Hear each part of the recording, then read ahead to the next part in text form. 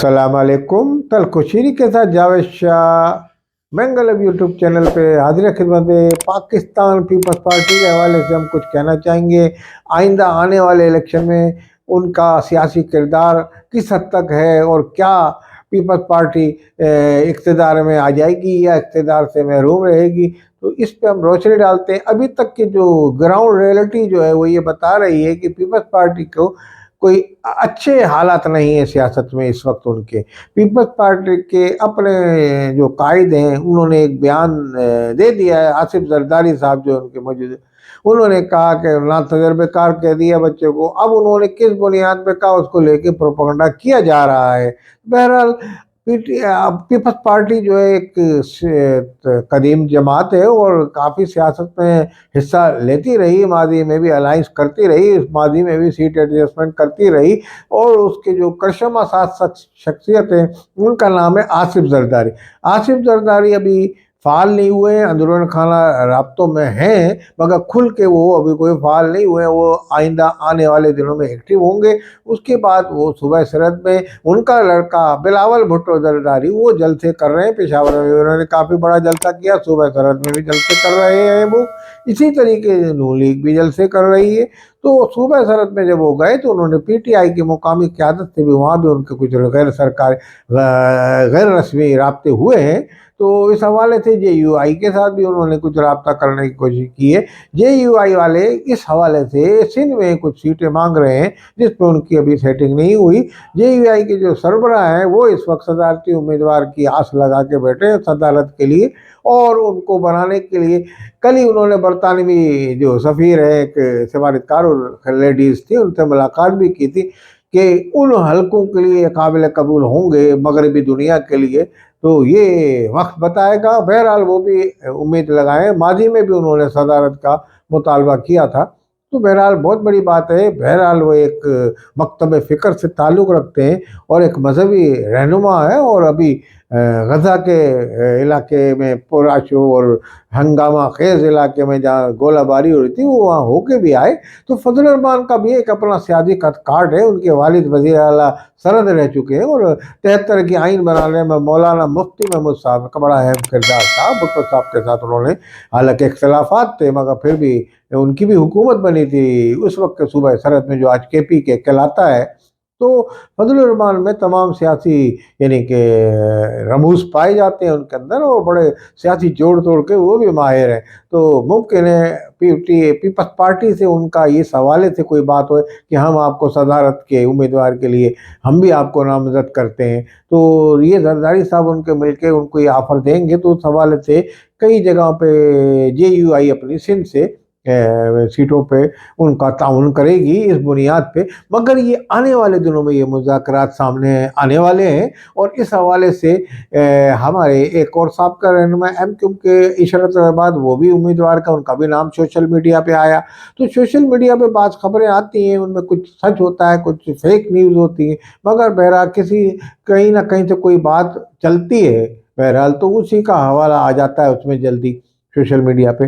तो peoples party का इस वक्त सिंध में तो पीपल्स पार्टी को हराने की पूरी कोशिश की जा रही है। जेडीए को फाल किया जा रहा है, मुर्दा घोड़े में उसके जान डाली जा रही है, जिसमें कदावर रहनुमा पीर पगाड़ा के लड़के लियाकत जत्तोई भी उसमें तहरीक इंसाफ छोड़ के शामिल हो गए हैं।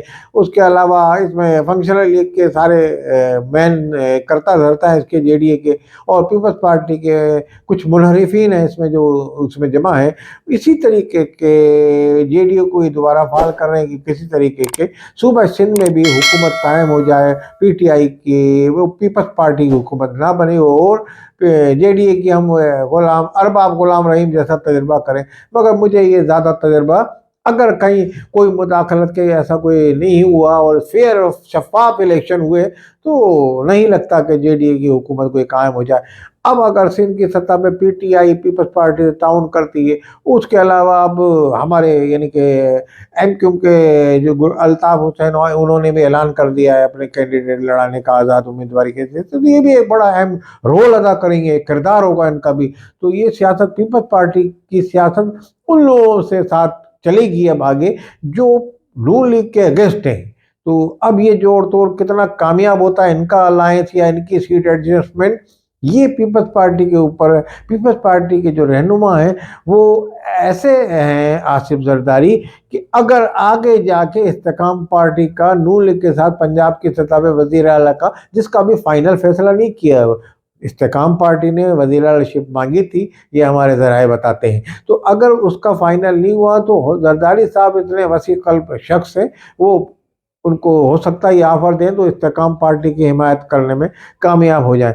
اگر پاکستان کے اندر عدم مداخلت رہی اور پاکستان کے کوئی انجینئرڈ الیکشن جیسے ماضی میں ایسے کہیں ہوا جس کے امکان اب کم پائے جاتے ہیں اور شفاف اور منصفانہ الیکشن ہوگا، تو پھر تو یہی رزلٹ نکلے گا جو میں نے آپ کو بتایا کہ پورا یعنی کہ ایک مرکب ہوگا، اس کی حکومت قائم ہوگی۔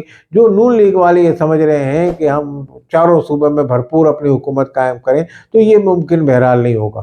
ہاں اگر کہیں سے کوئی ایسا ہوا کہ جیسے پی ٹی آئی کی حکومت بنانے میں کردار ادا کیا جائے تو وہ صورتحال ہوئی تو پھر اس کے ایک الگ صورتحال سامنے آئے گی، تو پھر وہ بہرحال الیکشن پہ انگلیاں اٹھیں گی۔ میں تو یہ سمجھتا ہوں کہ اس مرتبہ جو الیکشن ہوں اس میں ایسی کردار ادا کریں ہمارے ادارے اور ہمارے الیکشن کمیشن کہ پاکستان میں ایک نئی تاریخ رقم کریں، اور اس الیکشن کو اتنا شفاف اور منصفانہ بنایا جائے کہ اس پہ کوئی تنقید نہ کرے، کسی کو بھی مائنس نہ کیا، کوئی یہ کہے کہ اگر میں میدان میں ہوتا تو میں تمام کلین سویپ کرتا۔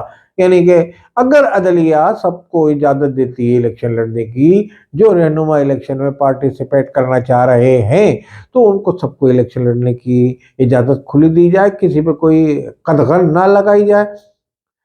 اس کے بعد آپ دیکھیے گا کہ الیکشن کا کیا انتخابات کا رزلٹ آئے گا، اور جو عوام اپنے پسندیدہ امیدوار کو کامیاب کرانے میں کامیاب ہو جائیں گے۔ اسی طریقے سے پیپلز پارٹی کا جو مقام صوبہ بلوچستان، صوبہ سندھ اور پنجاب میں بھی پی ٹی آئی کے ساتھ مل کے ایک ابھرتا ہوا نظر آئے گا آپ کو۔ پیپلز پارٹی کو بھی آپ بالکل مائنس نہیں کر سکتے۔ پنجاب میں اگر پی ٹی آئی کا ان کے ساتھ الائنس ہو گیا اور کچھ گدی نشینوں کو انہوں نے پکڑ لیا اور استحکام بھی پارٹی کا کہیں ایڈجسٹمنٹ ان کے ہو گیا سیٹوں پہ، تو اسی طریقے کے یہاں کچھ مذہبی پارٹیاں ہیں، اب جیسے نون لیگ نے وہ جھنگ میں سیٹ دیا سپاہی صحابہ، یہ بھی اپنا ایک کردار ادا کرتی ہے جماعت، تو لازمی اس طریقے کے جو ان کے اگینسٹ ہوں گے ان کو یہ پارٹیاں دے دیں گی ٹکٹ۔ تو یہ صوبہ سرحد سے بھی یہی صورتحال چلے گی۔ صوبہ سرحد میں جے یو آئی کا بھی اپنا ہے، پی ٹی آئی کا تو بہت اثر رسوخ ہے، تو لازمی اگر پیپلز پارٹی کا پی ٹی آئی کا وہاں الائنس ہوتا ہے، پیپلز پارٹی وہاں بھی سیٹیں لینے میں کامیاب ہوئی۔ پیپلز پارٹی کا صوبہ سرحد میں بھی اپنا رول ہے کافی، اس کا پنجاب سے کہیں زیادہ صوبہ پی کے میں ان کا اپنا ہے کردار۔ تو بہرحال آنے والے الیکشن میں پیپلز پارٹی بھی مل کے سیٹ ایڈجسٹمنٹ کر کے الیکشن جیت سکتی ہے اور پاکستان میں حکومت میں آ سکتی ہے۔ اسی طریقے کے نون لیگ کی بھی یہی کیفیت ہے، نون لیگ کا بھی یہی مقام ہے۔ اور اگر مثال کے طور پر کچھ عمران خان بالکل باہر آ جاتے ہیں اور باہر آ کے وہ جلسوں سے خطاب کرتے ہیں اور یہ، تو پھر تو صورتحال اور تبدیل ہو جائے گی۔ پاکستان کے عوام ہمدردی رکھتے ہیں ایسے لیڈر سے جو جیل میں جائے، اس کے بعد ہمدرد ہو جاتے ہیں اس کے ان کے تو پہلے ان کی کافی مقبولیت تھی، اس میں اضافہ ہو گیا جیل جانے کے بعد، تو یہ صورتحال یکساں تبدیل بھی ہو سکتی ہے۔ اسی طریقے سے سندھ میں بھی یہ صورتحال۔